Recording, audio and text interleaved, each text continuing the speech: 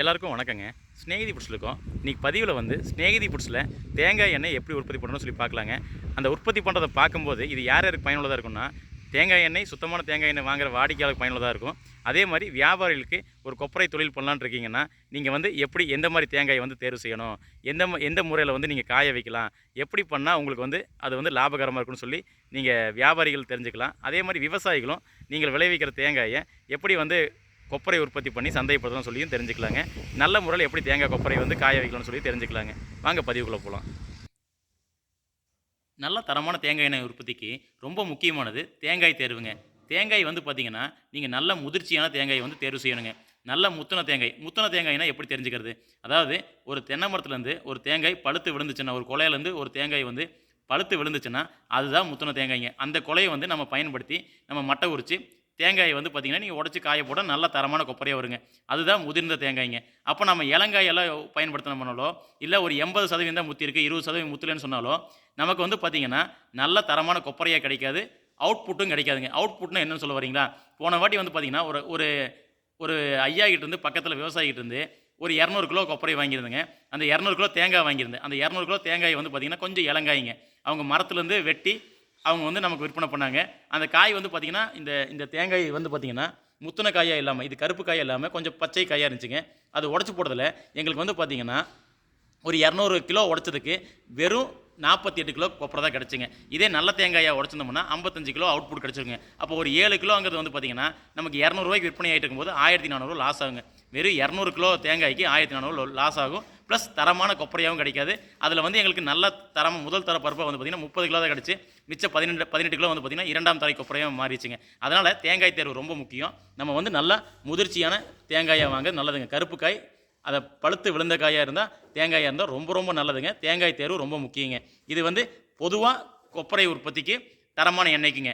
அதே மாதிரி ஒரு வியாபார நோக்கத்தில் நீங்கள் போய் ஒரு தேங்காய் ஏலத்தில் கலந்து இல்லை தேங்காய் வந்து விவசாயிகிட்டேருந்து வாங்குறீங்கன்னா, நீங்கள் வந்து அந்த தேங்காயோட சைஸு, அதாவது தேங்காயோட அளவு, எடை இதெல்லாம் ரொம்ப முக்கியங்க. தண்ணி சுண்டுனது, தண்ணி வத்தாமல் இருக்கிறது. ஏன்னா நம்ம தண்ணீரை விலை கொடுத்து வாங்கினா கொப்பரைக்கு வந்து பயன் இல்லைங்க, தரமாகவும் இருக்காது. கொப்பரை வந்து தரமாகவும் இருக்காது. பாருங்கள், இப்போ இதில் ஒரு பெரிய தேங்காயை காட்டுறேன் உங்களுக்கு. பாருங்கள் எவ்வளோ பெரிய தேங்காய் வந்து பாருங்கள். இது வந்து பாருங்கள் வெயிட் போட்டு பார்த்துடலாம்.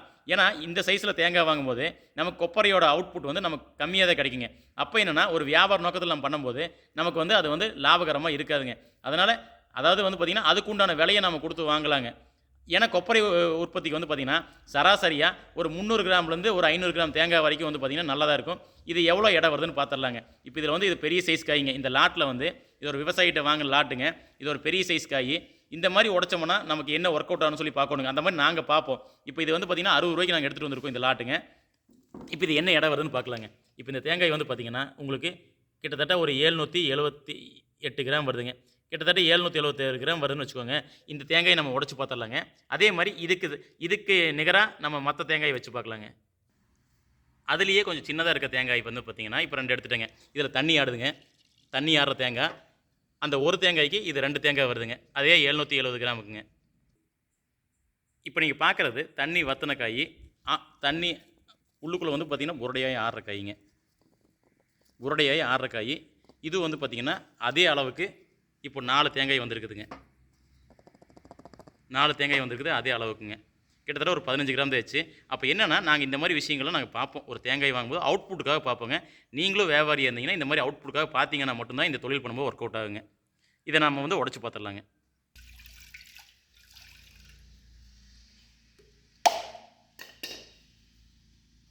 தேங்காய் பார்த்தீங்களா, பருப்பு நல்லா மந்தமாக இருக்குது.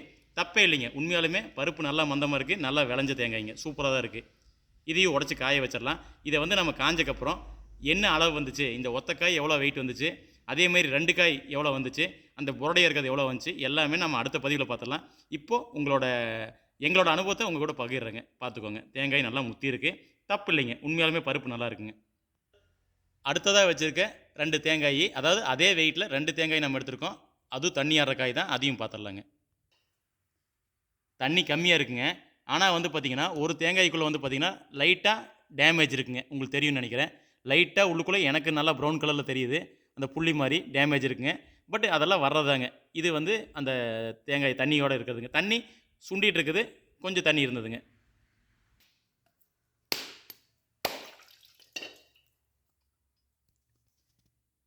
இந்த தேங்காய் பருப்புங்க. இதுவும் நல்லா தான் இருக்குங்க. இது புரடக்காய்ங்க. பாருங்க. இதுதான் புரடக்காய். உள்ளுக்குள்ள தண்ணி சுண்டி ஆடியிருக்கு. இதுக்குள்ள தேங்காய் பருப்பு. இந்த இந்த கொப்பரைக்குள்ள தேங்காய் பருப்பு எப்படின்னு சொல்லி உடைச்சு பார்த்துக்கலாங்க. நாங்க ஸ்நேகிதி ஃபுட்ஸில இந்த மாரி தான் வந்து ஒர்க் அவுட் பண்ணுவோங்க. பெரிய தேங்காயா, இது வந்து இவ்வளோ கிராம் இருந்துச்சா, இத காய வச்சா எவ்வளோ பருப்பு வருது. அதே மாரி 2 தேங்காய் சேர்ந்த அந்த 1 தேங்காய் கணக்குங்க. அதே வெயிட்ல எவ்வளோ வருதுன்னு பார்ப்போங்க. அதில பார்த்தீங்கன்னா, ஒண்ணே ஒண்ணு பார்த்தீங்கன்னா டேமேஜுங்க. ஸோ அது வந்து இருக்கிறதாங்க. ஏன்னா நம்ம தேங்காயா வாங்கும்போது அந்த மாரி இருக்கும். அதே மாரி அதே வெயிட்ல கிட்டத்தட்ட ஒரு 20 கிராம் தான் அதிகம். இது வந்து பார்த்தீங்கன்னா, உள்ளுக்குள்ளேயே கொப்பரையானதுங்க. இது எப்படி இருக்குதுன்னு உடைச்சு பார்த்துடலாங்க இப்போ. இது வந்து உள்ளுக்குள்ளேயே கொப்பரையாயிருச்சு. இது டக்குன்னு காஞ்சிருங்க. இதனால வந்து பார்த்தீங்கன்னா, இன்னொரு விஷயம் என்னன்னா, இது வந்து உள்ளுக்குள்ள நல்லாவும் இருக்கும், டேமேஜ் ஆகறதுக்கும் வாய்ப்பு இருக்குங்க. அது வந்து விவசாயி எப்படி வச்சிருந்தாரு, எத்தனை நாள் வச்சிருந்தாரு அத பொறுத்துங்க. இப்போ இத உடைச்சு பார்த்துடலாங்க. இந்த கொப்பரையா இருக்கிறது உள்ளுக்குள்ள நல்லா இருக்கான்னு சொல்லி பார்த்துடலாங்க. உள்ளுக்குள்ளேயே புரடையா இருந்த தேங்காய் நல்லா தாங்க இருக்கு. உள்ளுக்குள்ளேயே கொப்பரையாயிருச்சு பாருங்க. நல்லா சூப்பரா இருக்கு. இது வந்து மோடமா இருந்தா கூட நமக்கு பிரச்சனை இல்லைங்க. நல்லா காஞ்சுக்குங்க. ஏன்னா ஏற்கனவே காஞ்சு தான் இருக்கு. ரொம்ப காஞ்சுச்சுனாலும் உங்களுக்கு வந்து இந்த பருப்போட மந்தம் கம்மியாயிரும்.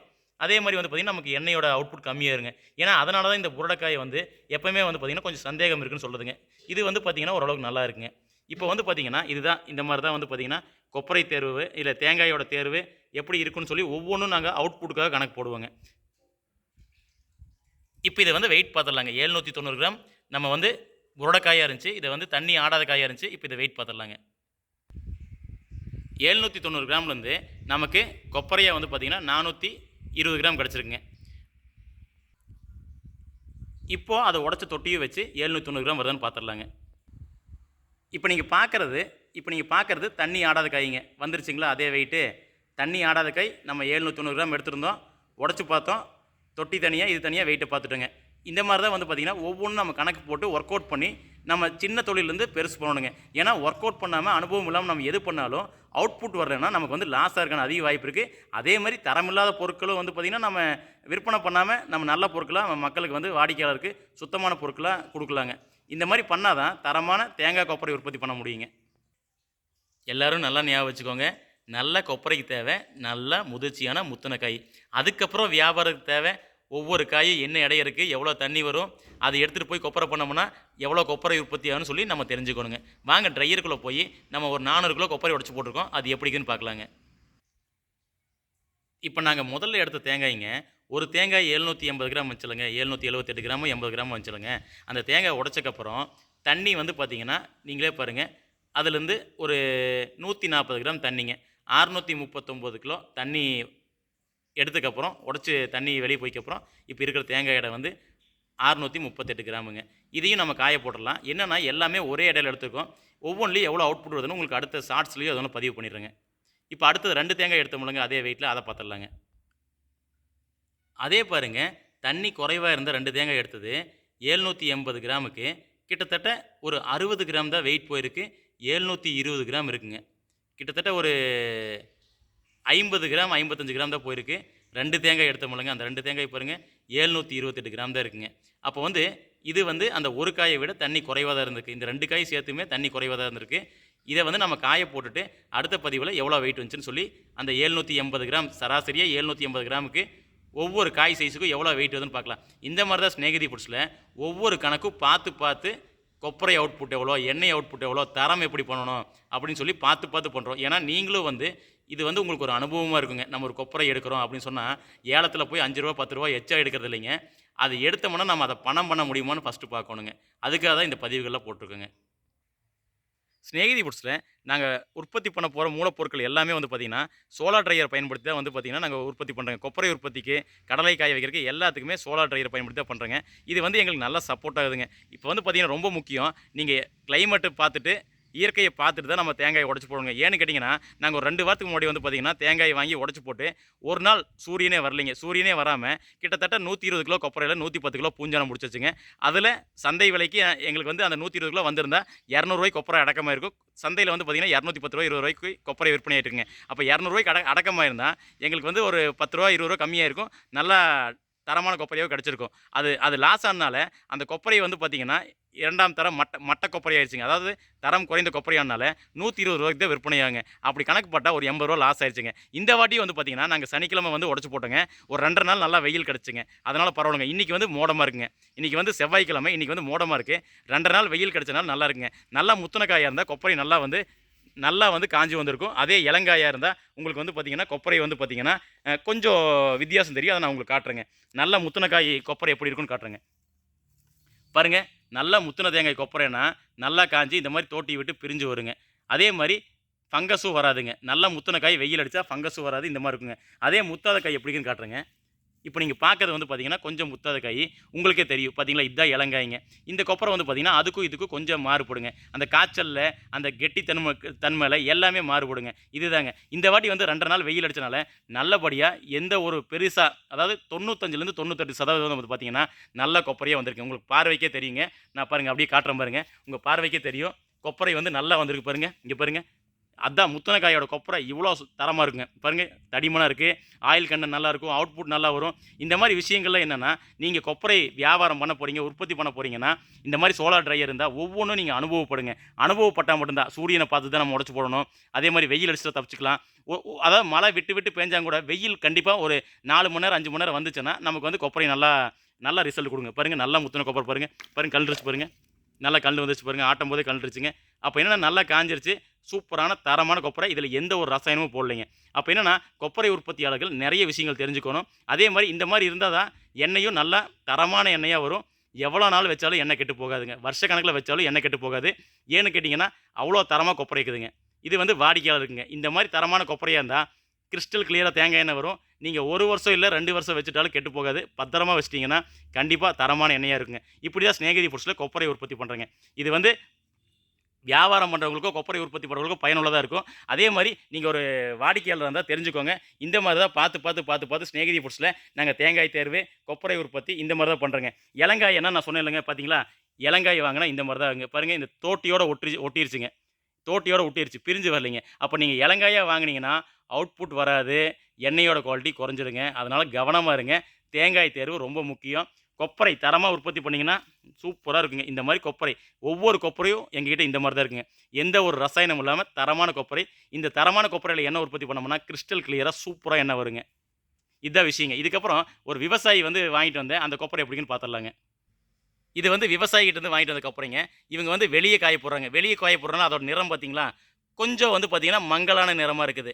அதாவது எந்த ஒரு ரசாயனமும் இல்ல. கொஞ்சம் டிமாண்டா இருக்கனால தான் வாங்கிட்டு வந்தேங்க. ஆனா கலர் பார்த்தீங்களா, கொஞ்சம் மங்கலா இருக்குது. இன்னொரு விஷயம், இது வந்து பார்த்தீங்கன்னா சுருண்டுக்குது. ஏன் சுருண்டுக்குதுன்னா, நாங்க வந்து பார்த்தீங்கன்னா, மட்டை உரிச்சு உடைச்சு போடுறனால ரவுண்ட் ரவுண்டா வருங்க. இவங்க வந்து கோடாரியில பொளந்து போடுறனால இந்த மாரி சுருண்டுக்கும். இந்த மாரி சுருண்டுக்கும்போது என்ன ஆகும்னா, உள்ளுக்குள்ள வந்து ஃபங்கஸ் வரக்கான, பூஞ்சானம் புடிக்கிறக்கான அதிக வாய்ப்பு இருக்குது. ஏன்னா சரியா காயாதுங்க. அதனால விவசாயிகள் இத வந்து பொளந்து போடாம, மட்டை தனியா உரிச்சு வித்துருங்க. தேங்காய் தொட்டியும் தனியா வித்துரலாங்க. நல்ல இன்னைக்கு தேங்காய் தொட்டி ரூ. 30 இருக்கு. மட்டை வந்து பார்த்தீங்கன்னா, காஞ்ச மட்டையா இருந்தா ரூ. 1 இருக்கு. பச்சை மட்டையா இருந்தா ரூ. 2 இருக்கு. அதனால இப்படி பொளந்து போடாம இருக்கணுங்க. இந்த மாரி விஷயங்கள்லாம் நீங்க தெரிஞ்சுக்கோங்க. ஏன்னா, பொளந்து போட்டீங்கன்னா, உங்களுக்கு வேஸ்டேஜ் வருங்க. சில்லு சில்லா உடைஞ்சு போகும். கொப்பரை வந்துங்க. அதனால வந்து பார்த்தீங்கன்னா, நீங்க மட்டைய உரிச்சு உடைச்சு போட்டீங்கன்னா, நல்ல தரமான கொப்பரையா நாங்க பண்ற மாரி வருங்க. சிநேகிதி ஃபுட்ஸ்ல நாங்க பண்ற மாரி உங்களுக்கு கொப்பரை கிடைக்குங்க. நல்ல தரமான கொப்பரையா நாங்க பண்ற மாரி உங்களுக்கு கிடைக்குங்க. இப்படி தான் வந்து சிநேகிதி ஃபுட்ஸ்ல தரமான கொப்பரை பண்றேங்க. நெறைய ரிஸ்க் இருக்குங்க. ஒரு நல்ல பொருளுக்கு பின்னாடி உற்பத்தி பண்றதுக்கு நெறைய இயற்கை சூழ்நிலை ஒத்து வந்தா தான் நல்ல தரமான கொப்பரை பண்ண முடியுங்க. தரமான கொப்பரை பண்ணா தான் நமக்கு நல்ல தரமான தேங்காய் எண்ணெய் கிடைக்குங்க. வாங்க தரமான தேங்காய் எண்ணெய் எப்படி இருக்குதுன்னு பார்க்கலாங்க. எந்த நிறத்தில இருக்குதுன்னு பார்க்கலாங்க. நல்ல தரமான கொப்பரையில தேங்காய் உற்பத்தி பண்ணா, இந்த மாரி கிறிஸ்டல் கிளியரா இருக்குங்க. தேங்காய் எண்ணெய் வந்து கிறிஸ்டல் கிளியரா இருக்குங்க. இந்த தேங்காய் எண்ணெய நீங்க பக்குவமா வச்சிட்டீங்கன்னா, கண்டிப்பா 1 வருஷம், 2 வருஷம் ஆனாலும் தேங்காய் எண்ணெய் கெட்டு போகாதுங்க. நீங்க ஒரு பாத்திரத்தில ஊத்தி வச்சுக்கோங்க. உங்க தேவையான அளவுக்கு எடுத்துட்டு, மிச்சத்த அப்படியே வச்சு பாருங்க. தேங்காய் எண்ணெய் எந்த ஒரு சீக்கிரமா ஷெல்ஃப் லைஃப் வந்து கெட்டு போகாம ரொம்ப நாளைக்கு நல்லா வருங்க. இன்னொரு முக்கியமான விஷயங்க, நம்ம தேங்காய் எண்ணெய் வந்து ஒரு 20 நாள், 25 நாள் தெளிய வச்சா இந்த மாரி கிறிஸ்டல் கிளியர் வருங்க. அதே ஒரு 5 நாள்ல தேங்காய் எண்ணெய் வந்து ஃபில்ட்ரேஷன் வந்து ஒரு 5 நாள் இருந்தா, அதுக்கேத்த மாரி நிறங்கள் மாறுங்க. இப்ப நீங்க பார்க்குற தேங்காய் எண்ணெய், பன்னீர் மாரி இருக்குங்களா? இந்த பன்னீர் மாரி தேங்காய் எண்ணெய் இருக்கறதுக்கு என்ன காரணம் வந்து பார்த்தீங்கன்னா, இந்த தேங்காய் எண்ணெய் ஆட்டி 5 நாள் தான் ஆச்சுங்க. கொஞ்சம் வாடிக்கையாளர் வந்து அவசரமா கேட்டாங்கன்னு சொல்லி 5 நாள்லயே எடுத்துட்டோம். 5 நாள்ல எடுத்தா பன்னீர் மாரி இருக்குங்க. அதே ஒரு 20 நாள் விட்டா கிறிஸ்டல் கிளியரா இருக்குங்க. இதுதான் வந்து விஷயங்க. அதே மாரி கொஞ்சம் மஞ்ச நிறத்தில இருந்துச்சுன்னா, கொஞ்சம் ஃபங்கஸ் இருக்கிற காயோ இல்லை கொஞ்சம் கொஞ்சம் மஞ்சள் கலரில் இருக்கிற தேங்காய் பருப்போ நான் காட்டினேன் இல்லைங்க உங்களுக்கு, வெளியே போட்டால் விவசாயிகிட்ட போட்டால் எப்படி இருக்குன்ட்டு, அந்த மாதிரி தேங்காய் ஆட்டினா தான் அந்த மஞ்சள் நிறத்தில் வருங்க. ஏன்னா நிறைய பேர் தெளிவாக நம்ம தேங்காய் எண்ணெய் பண்ணோம்னா இதில் வந்து கெமிக்கல் இருக்கான்னு கேட்குறீங்க. அந்த மாதிரிலாம் ஒன்றுமே கிடையாதுங்க. நம்ம கெமிக்கல் இருக்கக்கூடாதுன்னு சொல்லி தான் நல்ல தரமான தேங்காயாக வாங்கி தரமான கொப்பரையை உற்பத்தி பண்ணி நல்ல தரமான தேங்காய் எண்ணெயாக விற்பனை பண்ணிட்டு இருக்கோங்க. அதனால் ரசாயனம் இல்லை, ரசாயனத்தை விட்டு வெளியே வாங்க, இயற்கைக்கு வாங்க.